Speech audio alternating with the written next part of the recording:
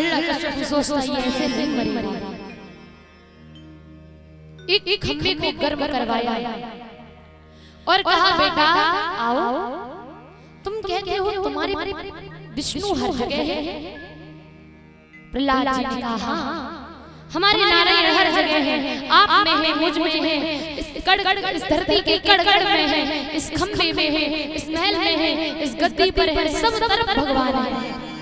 उन्होंने कहा अच्छा इस खंबे में भी है? हाँ। तो बेटा अपने प्रभु को आज मेरे सामने बुलाओ, गले से लगाओ। अब क्योंकि खंबा बहुत गर्म था, लाल हो चुका था खंबा, और आज प्रहलाद जी ने देखा कि उस गर्म खंबे पर एक छोटी सी चींटी चल रही है। प्रहलाद जी ने सोचा इतना खंबा गर्म है और ये गर्म खंबा इस छोटी सी चींटी का कुछ नहीं बिगाड़ पाया, तो मैं तो इतना बड़ा हूं, मेरा क्या बिगाड़ेगा। और जैसे ही उस खंबे की तरफ बढ़ने लगे, उसी समय खंबा फट गया और उसमें से भगवान नरसिंह अवतार लेकर के दहाड़ने लगे।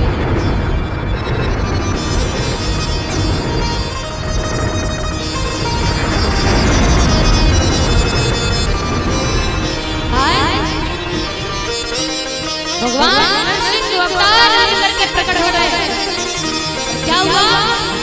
जाते ही सीधे हिरण्यकश्यप को पकड़ लिया और कहने लगे अच्छा हिरण्यकश्यप, तूने जो जो वचन मांगे थे वो वचन कहे, तूने क्या क्या मांगा था?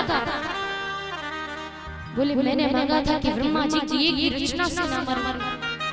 नरसिंह भगवान ने क्या, नरसिंह भगवान ने कहा क्या मैं किसी ब्रह्मा की रची हुई रचना तो नहीं?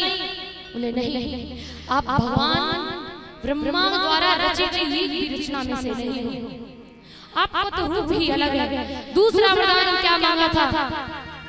कहा था चाहे मनुष्य हो चाहे पशु हो, इनमें से भी ना मरना।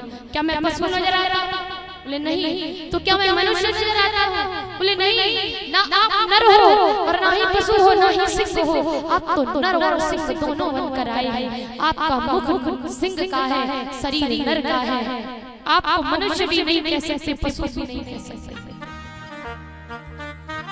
बोले दूसरा तीसरा वरदान बता, और क्या मांगा था? बोले मैंने मांगा था ना प्राणी से मरूं, ना प्राणी से मरूं, ना अस्त्र से मरूं, ना शस्त्र से मरूं। भगवान बोलते हैं क्या मेरे हाथों में कोई अस्त्र शस्त्र तो नजर नहीं आ रहे? बोले अस्त्र शस्त्र नहीं, पर ये लंबे लंबे नाखून आपके नजर आ रहे हैं। बोले अच्छा तू और तूने क्या क्या वरदान मांगा था? न देवता से मरूं, न दैत्य से। क्या किसी देवता में मेरी गिनती तो नहीं, या किसी दैत्य में मेरी गिनती तो नहीं? बोले नहीं, आपकी तो रचना अभी अभी हो गई है, आप न किसी देवता में आते हो, न किसी दैत्य में आते हो। बोले और क्या मांगा था? न भीतर मरूं, न बाहर मरूं, बता कहाँ है? बोले न भीतर हूँ, न बाहर हूँ, दरवाजे की चौखट में रखा हूँ, और इस चौखट को न बाहर कहते हैं न भीतर कहते हैं, ये तो बीच का हिस्सा है। बोले और क्या मांगा था? दिन में मरूं ना रात में मरूं, बता कौन सा समय है? तो कहा ये संध्या समय है। जो ये समय है ना, जिस समय हम इस कथा सुन रहे हैं, इसी समय भगवान नरसिंह अवतार लेकर के हिरण्यकश्यप को मारने आए थे। बोले दिन में मरूं ना रात में मरूं, बता दिन या रात तो नहीं? बोले दिन रात नहीं, ये तो दोनों पहरों का मिलन हो रहा है। बोले अब तो तुम बचने वाले हैं। और मांगा था 12 महीने में से एक भी महीने में ना मरूं, बता कौन सा महीना है? इसीलिए प्रभु ने लौन का महीना बनाया, अधिक मास बनाया, लौन का महीना बनाया हिरण्यकश्यप को मारने के लिए, जिससे उसके मांगे हुए वरदान में ये हिस्सा जोड़ा ना जाए। पर होता है, बोले अब तुम नहीं बचोगे, और अपने नाखूनों से उनके वक्षस्थल को, हिरण्यकश्यप के वक्षस्थल को फाड़ दिया। और भगवान नरसिंह अवतार लिए हैं, दहाड़ रहे हैं, चिल्ला रहे हैं। लक्ष्मी मैया ने कहा हम इनका क्रोध शांत कर लेंगे, मेरे प्रभु हैं हम शांत कर लेंगे। गई ललकार में लक्ष्मी मैया दूर जाके गिरी, फिर नहीं आई पास में। बोले आज तो मेरे भी बस से बाहर है, ये मेरे मनाने से नहीं मानेंगे। तभी प्रहलाद जी ने स्तुति की और उनकी गोदी में जाकर के बैठ गए। भगवान नरसिंह उन्हें अपनी जिह्वा से चाट करके वात्सल्य प्रेम करने लगे। अपनी जिह्वा से चाट चाट करके भगवान प्रहलाद को प्रेम करने लगे, वात्सल्य लुटाने लगे। तभी से एक प्रभु का नाम पड़ा है भक्त वत्सल। भक्त वत्सल यानी वात्सल्य कैसे होता है? जीभ से चाट कर, जैसे जानवर अपने बच्चों को चाटते हैं ना, उसी प्रकार से भगवान ने प्रहलाद जी को चाट कर के स्नेह किया। तभी से उनका नाम पड़ गया भक्त वत्सल और नरसिंह भगवान का क्रोध शांत हो गया। इसी प्रकार से 5 वर्ष के प्रहलाद के लिए भगवान ने नरसिंह अवतार लिया। बोलिए नरसिंह भगवान की जय, प्रहलाद जी महाराज की जय हो। तो इस प्रकार से भगवान ने नरसिंह अवतार लिया। आइए सुंदर बामन भगवान की झांकी हम सभी के बीच में आए, उससे पूर्व उनके चरित्र को थोड़ा सुन ले।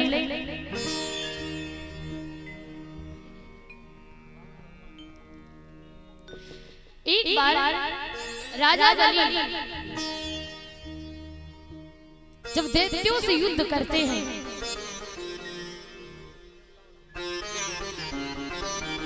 जब राजा बलि समुद्र मंथन के बाद मिलकर के उनका वात्सल्य, उनका विश्वास, उनका आत्मविश्वास टूट गया है।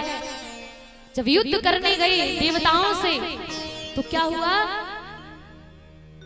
देवताओं ने अमृत पान कर रखा था। भगवान मोहिनी रूप रख करके पहले से ही देवताओं को अमृत पान करा चुके थे, इसलिए देवता नहीं हारे, दैत्य हार गए। बलि का मनोबल टूट गया, बलि को उस लड़ाई में मार दिया गया। लेकिन शुक्राचार्य ने संजीवनी विद्या से उन्हें जीवित कर लिया और बलि की एक माया से देवताओं का सारा राज्य दैत्यों का हो गया। और आज बलि हमेशा हमेशा के लिए इंद्रासन को पाने के लिए 100वां अश्वमेव यज्ञ करता है, अश्वमेव यज्ञ कर रहा है, इसलिए कि जो इंद्रासन उसके हक में है वो कभी छीने ना। आज के बाद देवता उसे छीन नहीं पाए, इसी कारण से वो इंतजार कर रहा है कि मेरा यज्ञ पूरा हो जाए और ये हमेशा हमेशा के लिए स्वर्ग लोक हमारा हो जाए। लेकिन माता अदिति जो देवताओं की माता है, रोती हुई भगवान विष्णु के पास गई, प्रभु मेरे बच्चे बेघर हो रहे हैं, मेरे बच्चे बेघर हो रहे हैं, आप कुछ भी करिए, मेरे बच्चों को उनका राज्य दिलाइए, स्वर्गलोक को दिलाइए।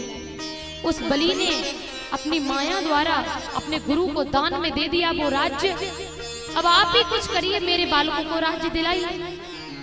भगवान कहते हैं सबसे पहले तो आपके बालक बिल्कुल मनुष्य जैसा काम करते हैं। क्यों? अरे मनुष्य घमंड करता है अपनी प्रॉपर्टी का, अपनी जायदाद का। तुम्हारे बेटों को घमंड करने की क्या जरूरत थी जो बलि राज्य छीन करके चला गया? लेकिन कहा माँ तुम मुझे अपना पुत्र मान करके आई हो, इसलिए मैं तुम्हारी मदद करूंगा, तुम्हारी हेल्प करूंगा, चिंता मत करिए। और भगवान सोचते हैं कि बलि के यज्ञ को पूरा भी हो लिया जाए और उससे राज्य भी ले लिया जाए। क्या किया जाए? तभी भगवान एक सुंदर सा बटुक रूप धारण करते हैं। 52 अंगुल के 52 भगवान बन गए, बटुक रूप धारण किया। देवताओं ने छत्र दिया है, कमंडल दिया है, हाथ में पकड़ने के लिए छड़ी दी है। सुंदर रूप बना करके भगवान बामन का भेष बना करके प्रकट हो गए। सभी देवताओं ने मदद की, प्रभु आप हमारा राज्य वापस दिलाएंगे तो मैं आपकी अवश्य मदद करूंगा। और भगवान बामन का भेष बना करके भिक्षुक बन गए, भिक्षा मांगने वाले बन गए। हर द्वार पर जाकर के भीख के लिए गुहार लगाने लगे। क्यों?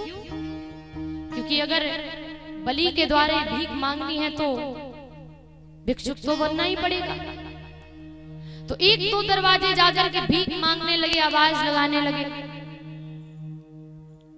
और जब देखा कि बलि का महल पास में आ रहा है तो बलि को भी आवाज लगाने लगे।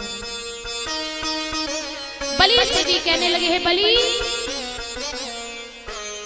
आज तेरे द्वार पर कुछ कोई मांगने आया है तो क्या तू उसे वो प्रदान नहीं करेगा, देगा नहीं? भगवान बामन का रूप बना करके कहने लगी, बलि बाहर आ जा। ऐसी मीठी सी आवाज सुनकर के बलि परेशान है। बलि कहता है, कितना प्यारा, जब इतनी प्यारी आवाज है तो ये जो संत हैं ये कितने प्यारे होंगे। और भगवान एक भिक्षुक का भेष बना करके बलि को आवाज लगाने लगे, कहने लगे, बलि कि तेरे द्वार खड़ा भगवान,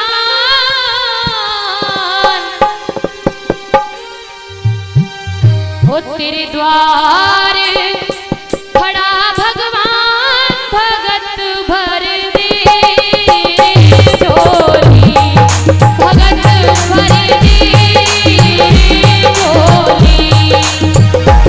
तेरे द्वार खड़ा भगवान, भगत भर दे झोली, भगत भर दे झोली।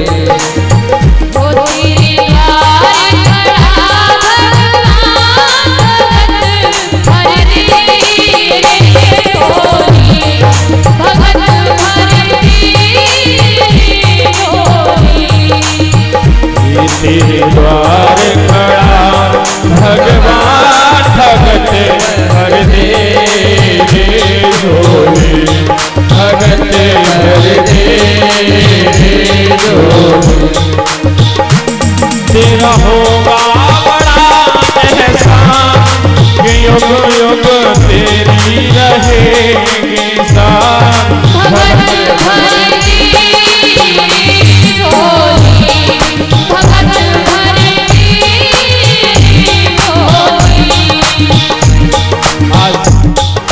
वामन भगवान बलि के दरवाजे जाते हैं तो बलि राजा 16 प्रकार से वामन भगवान का पूजन करते हैं। परीक्षित जी महाराज आप आए, परीक्षित जी आप आए तिलक करके वामन भगवान का पूजन करें।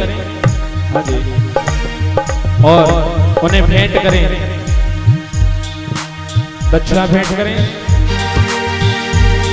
तेरा होगा बड़ा एहसान, युग युग तेरी रहेगी शान, भगत भर दे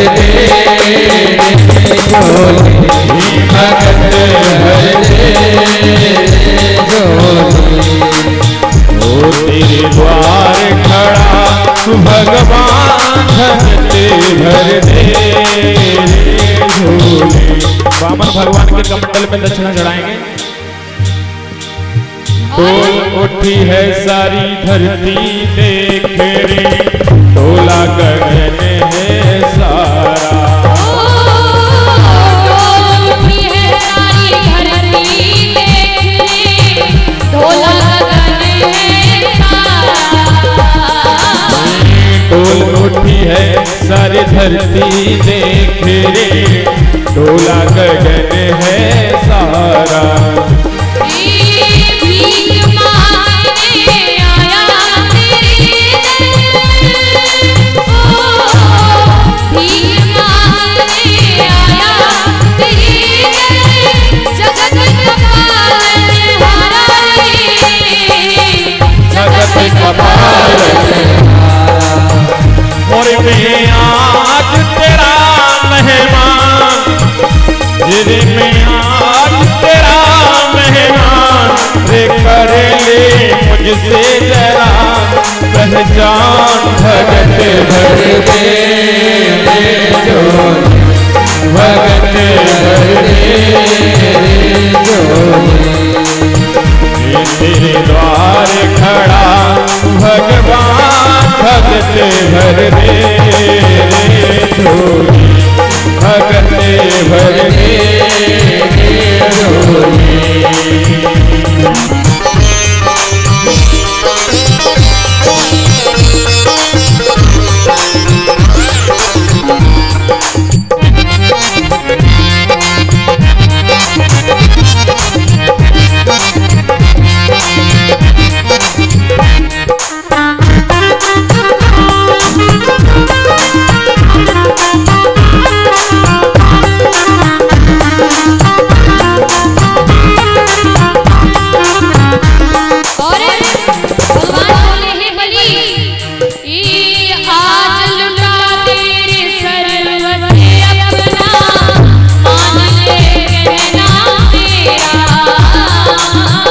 आज लुटा दे सर्व से अपना, मान ले कहना मेरा।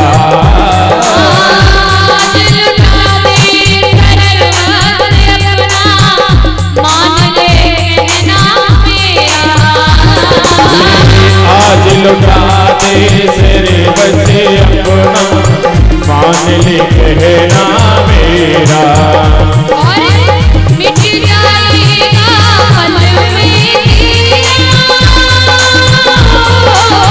मिट जाएगा पल में तेरा,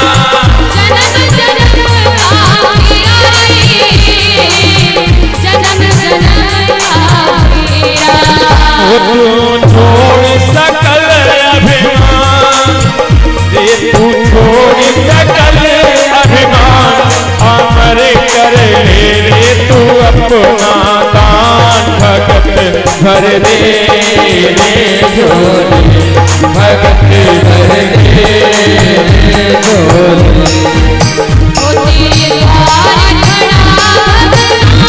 भगत भर दे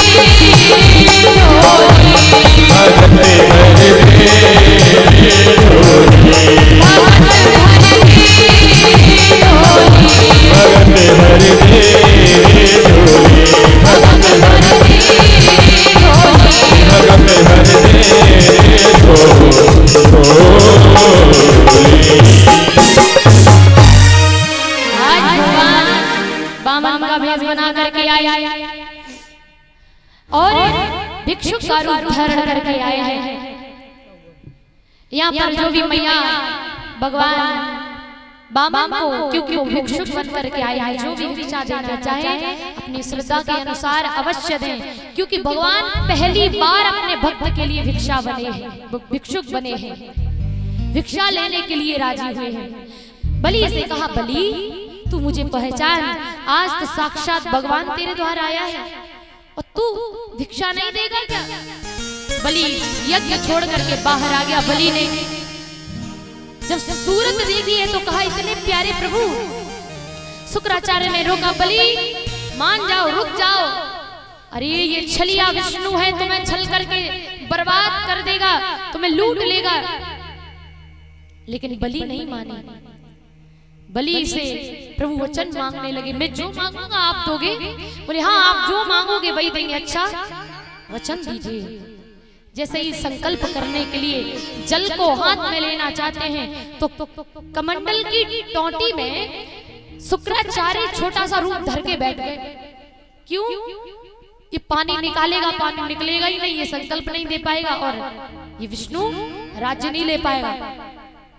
तो जब पानी निकाला, निकला नहीं, प्रभु ने कहा, लगता है इसमें कोई कचरा फंस गया है, अभी निकालता हूँ। छोटी सी लकड़ी ली और उस पात्र की टोटी में डाल करके जैसे ही कचरा साफ किया तो अंदर शुक्राचार्य एक आंख निकाल करके देख रहे थे बाहर क्या हो रहा है। और जैसे ही आंख निकाली शुक्राचार्य ने, भगवान ने उनकी आंख में लकड़ी डाल दी। एक आंख शुक्राचार्य की राम नाम सत्य हो। इधर भगवान ने वचन मांगा कि मैं अपने कदमों की 3 पग भूमि मांगना चाहता हूं। जैसे ही वचन दिया, भगवान विराट रूप धर लिए और अपने पैरों से पृथ्वी को नापने लगे। पहले कदम में भगवान ने पूरा वैदत्व नाप लिया और दूसरे कदम में पूरा ब्रह्मांड नाप लिया और तीसरे कदम कहाँ रखे बलि से पूछने लगे। बलि से कहा, बलि 2 कदम में ही तेरी हस्ती मैंने नाप ली, अब ये तीसरा कदम कहाँ रखूं? तो अच्छा आप लोग बताइएगा। मैया मेरा ध्यान दें, कुछ पूछ रहे हैं हम। 2 कदम भगवान ने रखे तो पूरी हस्ती नाप ली, अब भगवान कह रहे हैं बलि तीसरा कदम कहाँ रखूं? तो बताइए, दान बड़ा कि दान देने वाला बड़ा? बताइए, दान बड़ा कि दान देने वाला बड़ा? दान देने वाला बड़ा। बलि ने कहा, प्रभु मेरा दान तो इतना ही था, मैं दान देने वाला हूँ, मुझसे बड़ा कौन हो सकता है? आप तीसरा कदम मेरे सिर पर रखिए। और भगवान ने तीसरे कदम में बलि को भी नाप लिया और बलि को भी अपने हिस्से में कर लिया। आजकल लोग मंदिर में जाते कहते हैं मैं आप बलिदान करेंगे तो मेरे मन की इच्छा पूरी हो जाएगी। क्या करेंगे? बलिदान। तो बहुत सारे लोग क्या कहते हैं, बकरे को ले जाकर मंदिर में कटवा डालते हैं, कहते लो हो गया बलिदान, माता रानी प्रसन्न हो गई और अब मुझे मुंह मांगा इनाम मिलेगा। ऐसा कुछ भी होने नहीं वाला। किसी के प्राण लेकर के आप सोचो कि हम बलिदान करके प्रसन्न रह सकते हैं, ये सरासर गलत है। अरे बलिदान की प्रथा तो यहाँ से चली है। बलि ने अपने आप को दान किया है और जब मनुष्य अपने आप को दान कर देता है तब भगवान के चरणों में समर्पित हो जाता है बलिदान। उसे बोलते हैं बलिदान, ना कि किसी प्राणी की, किसी जीव की हत्या करके आप कहो कि हमने बलिदान कर दिया। इस प्रकार से भगवान ने वामन भगवान का भेष बना करके पूरा वैकुंठ अपने नाम करवाया है। आइए सुंदर भाव गाएं, फिर पावन आरती में प्रवेश करते हैं। आप सभी खड़े हो जाइए, प्रेम से झूमते हैं।